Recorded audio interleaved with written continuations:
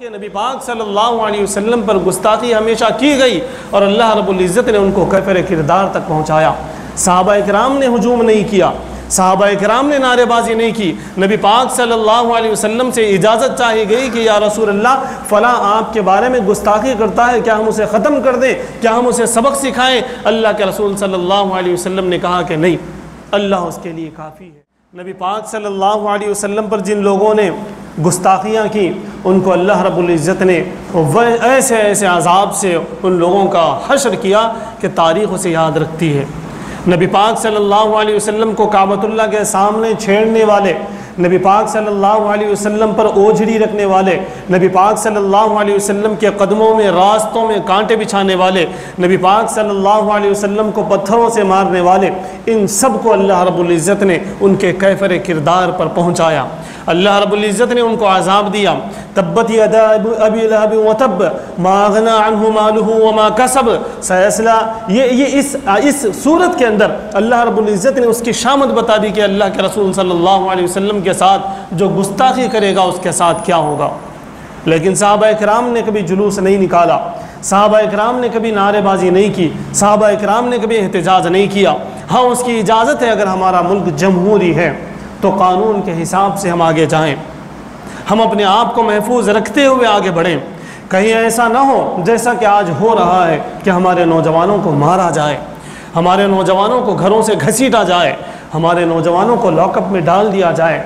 ان کی پڑھائی برباد ہو جائے، ان کا بزنس ختم ہو جائے، ان کا کیریئر خراب ہو جائے، ان پہ ایسے ایسے ایکٹ لگ جائیں، ایسے ایسے الزامات لگ جائیں کہ کل کے دن ان کا نکاح ہونا مشکل ہو، یونیورسٹی میں ان کا داخلہ مشکل ہو، بزنس کے لیے وہ مارکیٹ میں جا نہ سکیں، ایسی کوئی بات نہ ہو۔ اس احتیاط کے ساتھ، جمہوری حق کے ساتھ ہم احتجاج ضرور کریں، پیسفل احتجاج کریں، پروٹیسٹ ہو لیکن پیسفل ہو، اس کی ضرورت ہے۔ ہمیں اسلام یہ سکھاتا ہے، ہمیں تاریخ یہ سکھاتی ہے، نبی پاک صلی اللہ علیہ وسلم کی زندگی ہمیں یہ سکھاتی ہے کہ ہماری طرف سے کسی کو تکلیف نہ ہو، ہماری طرف سے شور شرابہ نہ ہو، ہماری طرف سے بازار بند نہ ہو۔ اس کی نبی پاک صلی اللہ علیہ وسلم اور شریعت مبارکہ اور قرآن کریم ہمیں تعلیم دیتی ہے۔ میں آپ کو بتا دوں، ولید ابن مغیرہ یہ ایک ایسا اسلام کا دشمن تھا، نبی پاک صلی اللہ علیہ وسلم کا گستاخ تھا۔ اس کو اللہ رب العزت نے وہ مزہ چکھایا، وہ ایک مرتبہ ایک دکان سے گزر رہا تھا، تیروں کی ایک دکان سے گزر رہا تھا، تو اس کا جو قمیض تھا، اس کے اوپر جو کپڑا تھا، وہ کپڑا ایک تیر سے لگ گیا۔ وہ تکبر میں آ کے وہ نیچے نہیں جھکا اور اس کو نکالا نہیں، اس کو کھینچتے ہوئے وہ گیا تو اس کی پنڈلی میں تیر لگ گئی، تیر کا ایک نشان لگ گیا، تیر کا ایک چرپٹا لگ گیا، اور وہ اتنا گھنونا زخم ہوا کہ وہ تڑپ تڑپ کے مر گیا۔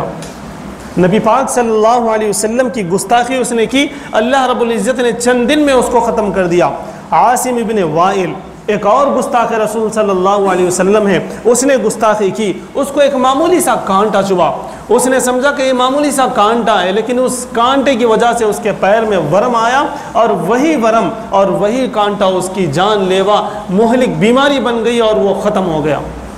ایک اور میں آپ کو بتا دوں، اسود ابن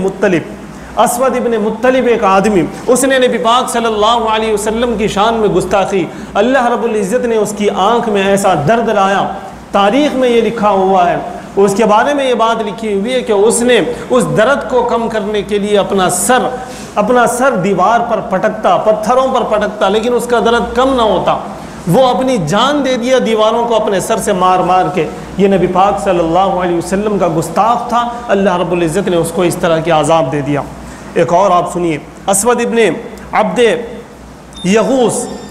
یہ اس نے بھی نبی پاک صلی اللہ علیہ وسلم کی گستاخی کی، اللہ رب العزت نے اس پر لو لگائی، دھوپ کی لو اس پر پڑی تو وہ اتنا کالا ہوا اور اتنا بیمار ہوا کہ اس کے خود گھر والوں نے اس کو اپنے گھر سے باہر کر دیا، پہچاننے سے انکار کر دیا، وہ اسی بیماری میں تڑپ تڑپ کر مر گیا، سڑ گیا۔ بعض لوگوں نے لکھا کہ اس بیماری میں وہ سڑ گیا، اللہ رب العزت نے اس پر عذاب بھیجا۔ اسی طرح سے میں آپ کو بتا دوں، حارث ابن قیس، یہ بھی ایک اللہ کے رسول صلی اللہ علیہ وسلم کا گستاخ تھا، اس کو اللہ رب العزت نے اس کے ناک سے خون اور پیپ نکلنے کی ایک ایسی بیماری جاری کر دی کہ اسی میں ملوث ہو کے وہ بھی ختم ہو گیا۔ اللہ کے رسول صلی اللہ علیہ وسلم کی یہ 4-5 میں نے مثالیں لائی ہیں۔ ایک اور کو آپ جانتے ہیں، آپ کو جاننا چاہیے، ابو لہب ہے، جس نے اللہ کے رسول صلی اللہ علیہ وسلم سے کہا تھا کہ تمہارے ہاتھ برباد ہو جائیں، تباً لکا، کیا تم نے اس طرح لہٰذا جماعتنا، اسی لیے تم نے ہمیں جمع کیا ہے کہ یہ بات بتاؤ۔ نبی پاک صلی اللہ علیہ وسلم نے سارے لوگوں کو جمع کیا اور بتایا تھا کہ میں اللہ کا نبی ہوں، مجھے نبی مان لو، تم نجات پاؤ گے، تم جہنم سے بچو گے، تم جنت میں جاؤ گے۔ تو ابو لہب نے کہا تھا کہ تم نے مجھے ہم لوگوں کو اس لیے جمع کیا، ہمارا ٹائم ویسٹ کر دیا، تم برباد ہو جاؤ، تم تباہ ہو جاؤ۔ اللہ رب العزت نے اس کی ہلاکت بتائی، سورہ لہب کے اندر اللہ رب العزت نے اس کی حالت بتائی، اس کی تباہی بتائی۔ اس کو اتنا بیمار وہ ہو گیا، اتنا وہ بیمار ہو گیا، اتنی سڑن اس کے اندر آ گئی، اس کے گھر والوں نے اس کو گھر سے باہر کر دیا۔ میں آپ کو بتا دوں، یہ گستاخ رسول ہے۔ اللہ رب العزت نے ایسی بیماری اس کے اندر لائی کہ گھر والے پکڑ کے بھی اس کو باہر کرنا گوارا نہیں کیا۔ غلاموں کو بلایا، نچلی ذات کے نوکروں کو بلایا، غلاموں کو بلایا، ان غلاموں نے بھی بڑی رقم لی اور اس کو ہاتھ نہ لگا سکے۔ اتنی سڑن اس کے اندر آ گئی تھی، اتنی بدبو اس کے اندر آ گئی تھی کہ وہ غلام بھی اس کو ہاتھ نہ لگائے۔ بڑی دور سے لکڑیوں سے گھسیٹ کر ابو لہب کو لوگوں نے لے جا کر جنگل میں ڈال دیا، گڑھے میں ڈال دیا، وہیں وہ مر گیا۔ ابو لہب کی جو بھی ساتھ دیتے تھے، اس کی بیوی کا بھی ذکر اس آیت مبارکہ، اس صورت کے اندر کیا گیا، اس کو بھی اللہ رب العزت نے ختم کر دیا۔ وہ نبی پاک صلی اللہ علیہ وسلم کے قدموں میں کانٹے بچھانے کے لیے